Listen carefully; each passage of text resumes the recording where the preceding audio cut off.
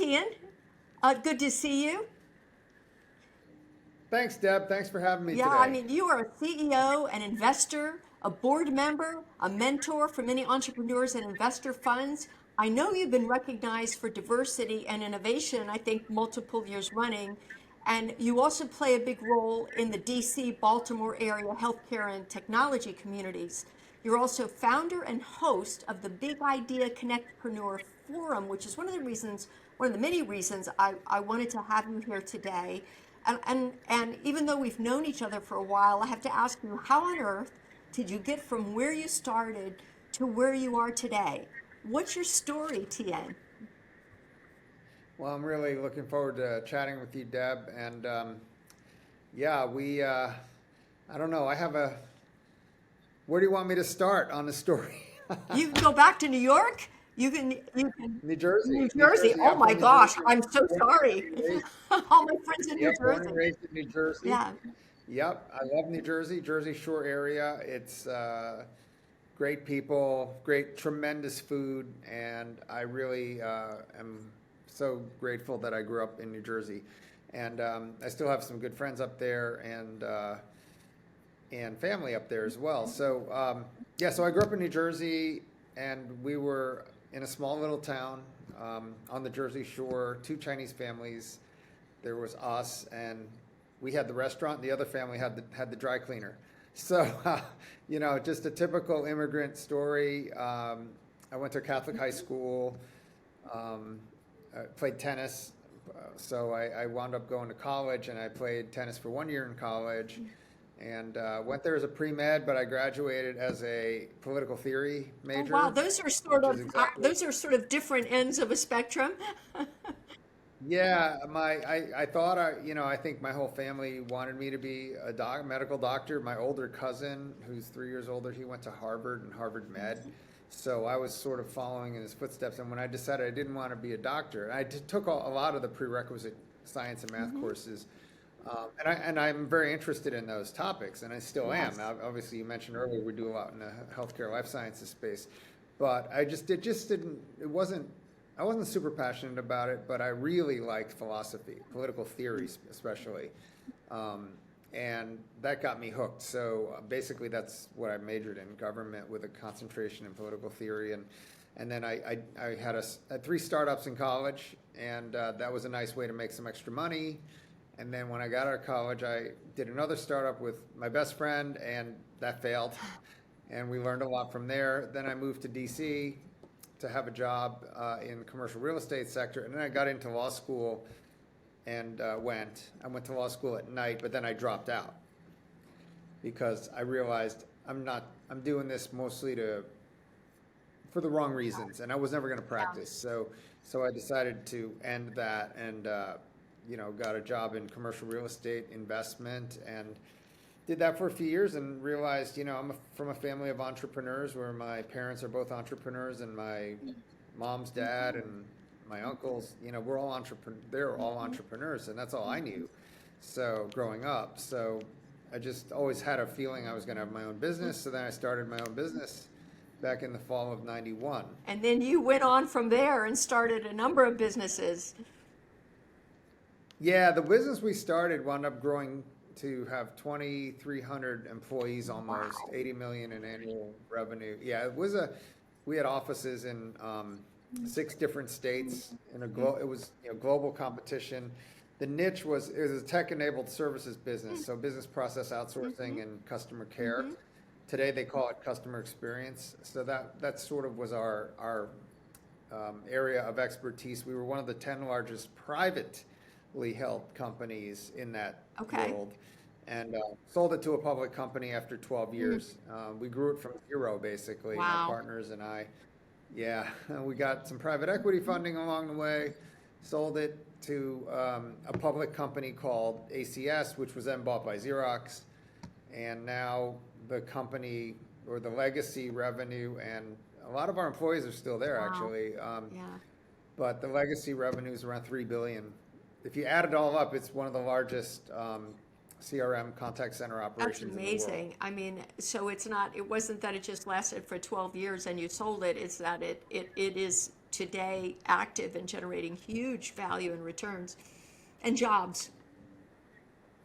Yes, around the world, not just in the United States. But that's the best feeling is to see something that we helped, well, that we created, become part of a larger Sure. company, a public company, and serve great customers and continue thriving. And a lot of the processes and reporting structures that we put in place at the very beginning, Yes.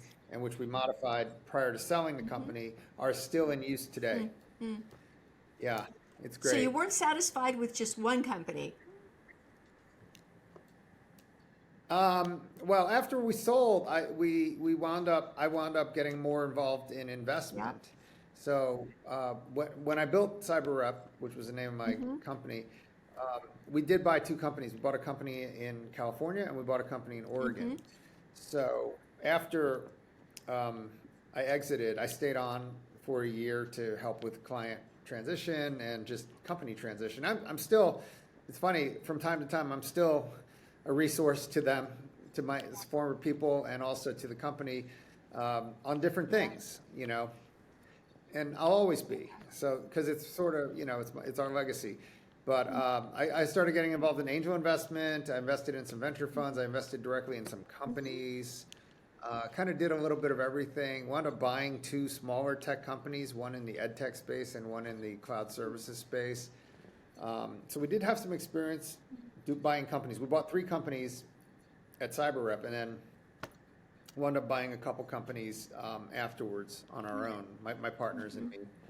So you sort of Yeah. you created a company with your partners, grew this company, sold the company, and then went through the process of buying more companies. So you know the ropes on both the buying side and the selling side.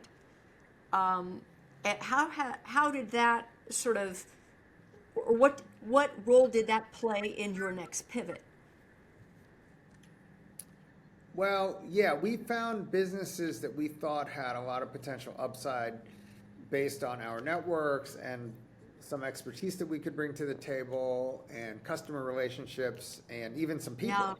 So that was sort of the thinking behind, you know, buying these businesses. These companies were not 80 million in revenue. They were much smaller than that, but they were in different niche areas that we thought would be very good, like ed tech, LMS integration, learning analytics, for example, for Lumius, and then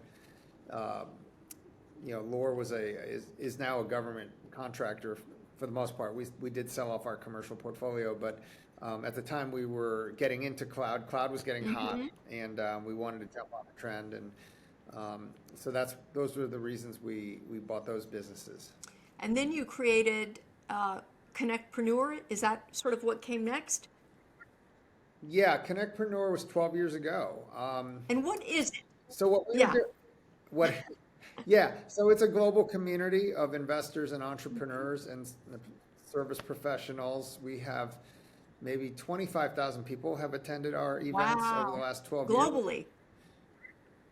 It's global now. Yeah, we run the largest virtual investor pitch event with between 300 and 1,000 people on each call. We do those monthly, although we're going to scale that back. I think we're going to do 9 next Okay. year because people are getting Zoom fatigue, and I think people are now, you know, they like doing it online, but I think they want to do more in person. So we were doing 8 in-person events prior to COVID, and now we're back to doing 8 Okay.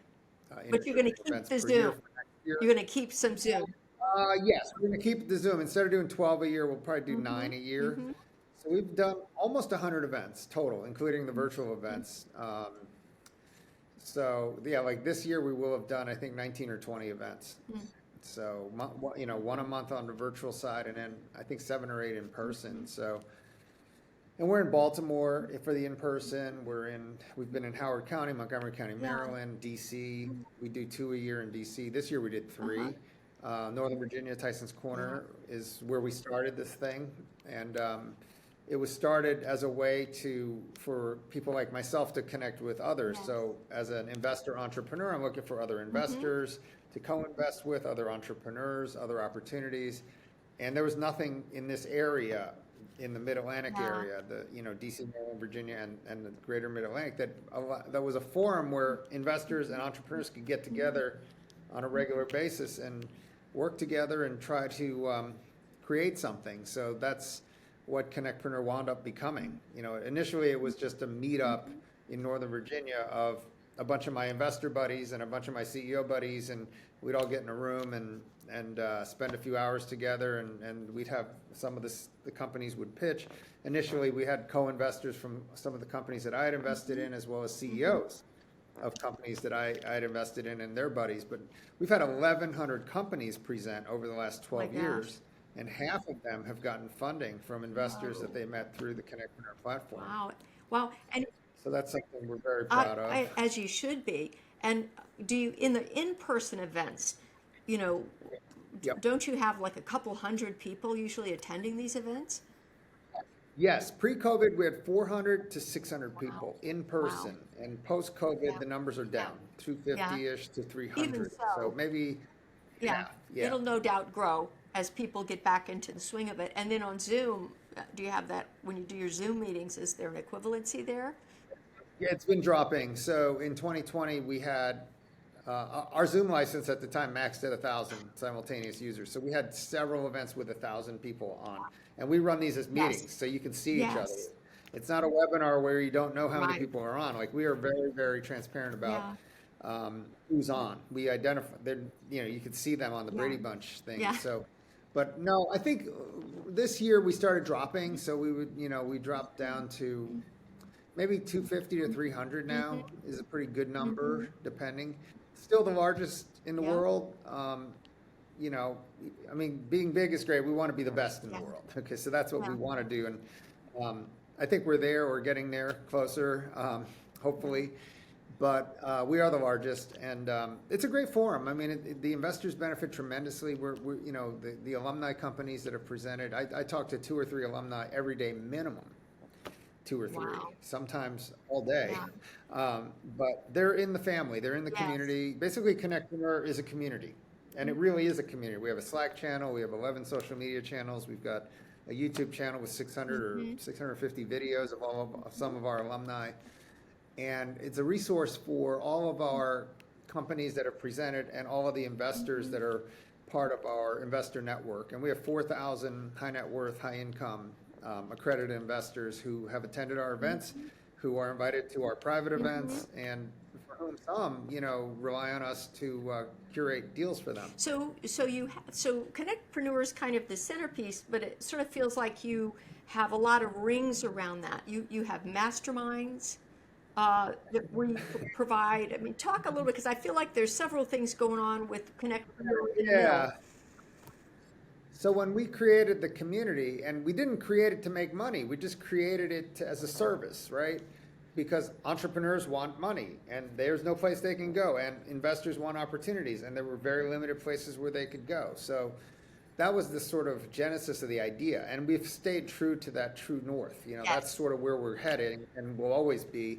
And making money is important now, but it's not primary reason why we're doing it. We still want to have an impact, and we want to do the right thing, and be the ultimate go-to resource on the East Coast and maybe nationally, as a place where entrepreneurs can count on us to introduce them to a bunch of investors, and investors can count on us to put the best presentations up on stage. So I'm forgetting your original question. You have rings around Connectpreneur. You have masterminds and other things. So community. So we have a community manager, we have an assistant community manager, we have a head of marketing, and we have 2 part-time resources on top of them. So as part of the community, we wanted to say what would make people love what Connectpreneur does. So education is one, right? So networking for sure. Entrepreneurs meeting investors is definite. Entrepreneurs meeting other entrepreneurs is awesome. They can mentor each other. And investors meeting other investors is critical, because they want to co-invest together. And investors looking for great deals. So, but part of the circles that you're talking about, the rings around, include things like, so we started doing master classes. We just tried it first. We had a couple of experts, ambassadors. We have an ambassador program with like 80 or 90 ambassadors. I think you're one of them, and Beth is one. And our ambassadors help promote our events to presenters, to investors, to the general public. But we had a couple that had great ideas to educate the Yeah. group. So I said, yes, if you will not advertise, do any advertising, you provide original content and make it interactive, then we'd love to have you do a master Yeah. class. And we've done a bunch of them. Yeah. We've got, I don't know, 30 or 40 on Wow. our YouTube channel. Yeah. But we were doing them a little too often. At one point, we were doing Yeah. like 3 to 4 per month. Yeah. Now we're doing one a month Yeah. maybe. And it's all different topics of interest, but I definitely want something unique. Otherwise, someone can just Google Right. it and find it on YouTube. Right. They don't need us for that. And it's got to be interactive. Otherwise, people will just wait for the video to come Right. out. So we want to make it interactive so you're missing out if you're not there. And the no sales thing is definitely, that's Yeah. the most important thing. Yeah. And ironically, or as a benefit, some of our masterclass instructors have gotten business out of it. Mhm. So sometimes when you don't sell, you generate more leads, you know? Yeah. I mean, you know this as a marketing Absolutely. person. Yes. Yeah, well, we've tried some things that didn't work. We had something called Founder Fridays where we would have office hours for myself and some of my team. And we would do every Friday morning for a few hours. We'd have it's open to our alumni only. And we would do these Friday morning virtual coffees where we would talk about their problems and, you know, what we can do to help them. We did that for about 8, 9 sessions, and then we decided to stop because we didn't think it was really beneficial. Yeah. But we have a Slack channel, so the Slack channel's got 4,000 people on it, and people use it to communicate with Yes. each other and, you know, hey, I'm looking to hire someone, or hey, what do you think of this investor? What do you think of this company? You know, I'm coming out to San Francisco. Does anyone live out there? Can you want to meet up? So the Slack channel is a great tool Yeah. for people to the community to stay in touch. And then we have multiple social media channels on Twitter, Instagram, Facebook, and LinkedIn. So, you know, that's more of a long tail stuff. And because we're now a global audience, it's good for people from Sure. outside the DMV region to see what we're doing. Sure. And you've had some events. So for instance, I know you had a healthcare, and it might have been healthcare tech, but I know it was a healthcare conference up in, you know, northern or up in Maryland somewhere. And I was able to attend that for a little while, but you had some, I remember you were doing panels, you had some investors who were talking to the entrepreneurs in the room about pitches. That's connected Yeah. to Connectpreneur too. Yeah, that was part of the Connectpreneur Forum. The focus there, because we were at Johns Hopkins, was a healthcare. That's right. We had a lot of investors that cared about healthcare. We Yes. have a lot of companies that were presenting, and a lot of Yeah. Also, we did one in Rockville, Maryland, and that was a lot of healthcare. Also, healthcare investors, healthcare entrepreneurs. So post-COVID, you know, most of the companies presenting at Connectpreneur in tech, different types of Yes. tech. But post-COVID, we've gotten more healthcare, life sciences, health tech companies. I think that maybe COVID, one of the few silver Yes. linings of this whole COVID Yeah. pandemic is that people started coming up with great ideas to cure Yes. illnesses and Yes. improve the human Yes. condition. So that's one kind of good thing. So we've seen a lot of those companies come through Connectpreneur, whereas traditionally health tech, healthcare, and life sci would have been maybe 25% of Right. our total. Post-COVID, it's more than half. Yeah. So it's really fascinating because you have 12 years ago you created this idea Connectpreneur and rings of ways to support the community, you know, as you describe it, have come out. But this is a major operation. You're doing all these events. They're world-class events. You know, they run on time. The trains are running on time. People are attending. I mean, I'm sure everything is not as perfect as it appears behind the scenes, but it's perfect. And so you're running an events business too, whether you call it that or not, right? It is an events business. We're in the events management business. Yeah, I mean, with the goal of helping investors find great deals and entrepreneurs find investors. Yeah, and I think the one thing I wrote a Medium post about this years and years ago. When I started Connectpreneur, I wanted to create an event that was so good Yes. for me. And the nice thing about Connectpreneur is I'm like the ideal avatar. I'm the target buying persona for Connectpreneur. Okay. I'm an entrepreneur, technology orientation, investor. Yes. So I wanted to do an event that people like myself would never want to miss. Yes. That was the thing. Yes. It's got to be so good, I will never miss it. Right. I will cancel my flights Right. to go to this event. Yeah. And I think that for people that are like my Mm-hmm. avatar, indeed, it Mm-hmm. is. I'm biased, of Mm-hmm. course, but it is a great event. It's been touted as the best event in the Mid Atlantic by, media. You can Google that. Um, and I think it is, like for me, it may not be the best event for someone who's interested in sports or interested in politics or whatever, but for people that are interested in Yeah. technology, it absolutely is, is Yeah. strong. Yeah.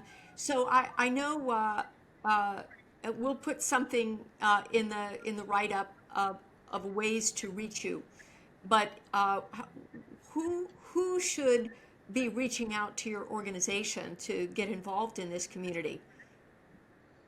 Yeah, we're always looking for ambassadors, presenting companies, more investors to join. They can find me on Twitter, Tien Wong. I'm easily findable on LinkedIn as well, Tien Wong.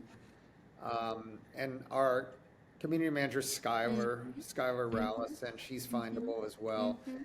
And yeah, you can just, if you want to be an ambassador, you get free admission to our Mm-hmm. events. And, we don't have a heavy lift or requirement for people that want to be our ambassadors. So, yeah, we're always welcoming more people to our community. Yeah, so it's really, I think, amazing what you've built, and you seem to extend that community in different ways. So, what you haven't spoken about, and I don't really see in your LinkedIn, is that you are also a pickleball aficionado, quite the competitor, I may say, not across the net from you, but seeing you across the pond there, across the Yeah. several nets. So how did you get into that, and how does that fit into your business, if at all?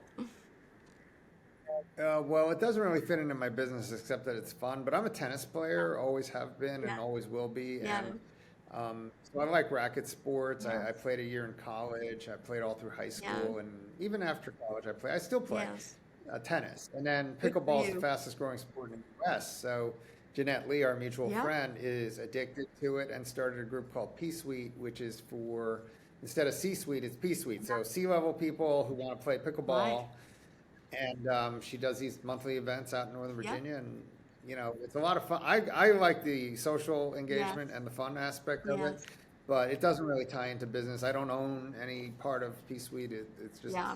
something that we help promote because she's a friend, and I think it's a great sport, and always looking to help have people find new ways of having fun and staying healthy. So that's how I got into pickleball. So, I'll just say, to tie it in a little bit to this conversation, you did invite me, and I came out the one time, and I should, in full transparency, say of the ranking of 1 to 34, I began as number 34. I ended the evening as number 43, but I was surrounded by people who seemed to appreciate me being there nonetheless. But you managed to just create a community there. So it's like it's a thing with you. You just have this ability to create community, create conversation, get people engaged and interested. What does that relate to? Does that go back to your parents? Were they like that, or did you just become this person? Not so much. I think, well, my dad had restaurants. They used to throw parties, Chinese New Year Yeah, parties, and have a lot of yeah, friends over. But um, I think the creation of community came out of necessity. Like we wanted to get a group of people to connectpreneur. That it was out of necessity. mm-hmm, mm-hmm, And we didn't even care about the financial aspects. yeah, It was like, let's just get something going here yes, and provide a service for the yes, community and have something awesome that people would want to go to. And I think same thing with pickleball. Like, we don't have a community, so let's go find some people that are interested in racket sports and mm-hmm, pickleball, and we can have fun and mm-hmm, network. And business is getting done, by the yes, way. You have 40 to 60 people at every event, mm-hmm, and a lot of these people are executives, mm-hmm, and business is getting done, which is kind of cool. yeah, sure, But yeah, I think it's very organic. It's not really planned or right, strategically yeah, done. In some ways, I wonder if it would be as quality would be as good, and trust in the relationships would be as good if it were strategically done. In right, some ways, I love the fact that it was done yes, organically. I love the fact that our community was grown wow, organically over 12 years, yeah, by the way. So it wasn't like poof, here right, it is. It's right, you know, and I get just Skylar, myself, our team, we engage with the people in our group. Yeah. We talk to them, we have calls with Yes. them, we try to help them, and yeah, it's kind of it's a different thing. I don't even know if there's an analog out Yeah. there. I can't think of any other groups like Yeah. ours. Yeah. Yeah. There's probably no I do category. Zoom. Well, I do a ton of Zoom calls every week with alumni. Yeah. Just we don't charge. We're not consultants. We don't Yes. charge. Yes, they charge a fee to present, Yeah. and in return for that, they get permanent free admission to all of our events. They get introductions to investors. Yes. I mentioned earlier, half of our presenters have gotten funding, but it's a permanent relationship. It's almost like a membership in a club kind of Yeah. thing, if you wanted to think of something similar to it. But and for us, it's our baby. It's a passion project. If I calculated our return on the hours we put in, it would be very, very low. But the financial return, but the sort of psychic return, Right, the sure. feel-good return, the Yeah. give-back return is infinite. And it's been great for my brand. It's been great for the Yes. Connectpreneur is now its own kind of Yeah. self-sustaining animal. Yes. It's got its own social media handles and Yeah. things like that. Yeah. So, yeah, and it's kind of I mean, from an ego gratification standpoint, it's great to know that it's really well known around. And it I is. mean, that doesn't get us anything, but I feel good. Hey, we were part of this thing, Right. and we helped 500 plus companies get funding. Yeah. It's a big deal. Really. Yeah, I feel great because I mean, think about the contribution to jobs and to technology and to, we don't trace it, we don't track Yes. it, we have no idea, but I know just intuitively that if you help 500 companies raise capital, a lot of good has been done. Yes, it has for you know? sure. And Yeah, it's in, not everyone's going to succeed, right? Some of them fail, well, but that's some the of them nature. get bought, but Nature of that's the nature entrepreneurship, of early right? stage companies. Yeah, Yeah. yeah. Yeah. It's interesting though, because when I sort of reflect as we're talking here, you you make me, and you probably ran your businesses like this in terms of seeing the workplace as a community, and I'm thinking about perhaps what is the message here that you might have for entrepreneurs or even just CEOs who may listen in on this episode, that thinking in terms of the community. It's bigger than the person is more important than the specific job that they do, whatever the activity is in the company, that there's more to it than simply showing up, leading the meetings, making sure the financial statements are working, to make the business grow as a community, create a place of impact for people, both in the company and in the community that surrounds the company. I mean, is that how you ran your businesses? Do you think there's something to that idea for CEOs of businesses today? Oh, definitely today, yes. I mean, we live in the world is smaller and smaller and smaller, and we have technology that makes it really small. So if you're not building a community, then you're leaving. It's not a good move for you long term. Let's put it that way, because technology is going to hack everything, but it's hard for technology to hack community and human to human contact. It'll be hacked at some I point. love that. What a great Maybe not in 10 or 20 years, but still, that's the last frontier, is sort of Yes. for technology and tools to Yes. replace human to human true connectivity, right? Right. But when I ran my business, it was different. It was centered around the customer. It was always centered around the clients. What do they need? How can we do everything to their complete satisfaction? Like, satisfaction wasn't good enough. It had to be make them happy, thrill the Yes. customer was sort of the approach we took. Yes. So we were very, very hands-on, my team and I, in making sure, and these are Fortune 500 clients, so you know that from your days at Marriott, but we're working with Merck, we're working with Sprint, AT&T, Microsoft, huge brands. In fact, almost our entire customer base was Fortune 100 companies. But we were able to, deliver for them, because I knew that in some cases we had competition also helping these companies. Yes. And I said, we have to be number one or number two vendor for every client. Yes. Otherwise we'll get fired, So Right. it was not just a survival thing, but also inside, maybe it's the restaurant background I had, but wanted to make them super happy. I want them to have an experience with us that is, Yes. they can't get it anywhere else. Yes. And with Connectpreneur, you know, it's the same kind of thing. Our presenters are our customers because they pay us. Our sponsors are our customers because they pay us. We want to deliver tons of value to our sponsors. Sponsors are doing it because they want leads. So I'll even go in and make personal introductions Wow. to give them leads. Yeah, I mean, like nobody, well, not nobody, but not a lot of people do it. But we have such a obsession with making our sponsors happy Yes. and making our presenters happy that we'll do Yeah. that. And you know, our investors are not paying customers, but they are constituents. So we want them to have a good experience. So we have to give them, introduce them to the best entrepreneurs or the best opportunities that are out there. So I think as long as we maintain a unmatched customer experience, to borrow the phrase from my favorite accounting firm, Forvis, that's basically what we're doing. You know, we want to have unmatched customer experience for all the constituencies involved with Connectpreneur. And I can't think of a better end note in this episode Okay. than that, and perhaps a challenge to CEOs of other companies to look to do the same. So thank you for being here today, Tien. Really enjoyed it. I learned more about you, and I thought I knew a bit about you, but I know your commitment, your passion. You know that you are persistent and willing to go well out of your way to help people. So thank you for going well out of your way to join me here today. No, thanks for having me, Deb.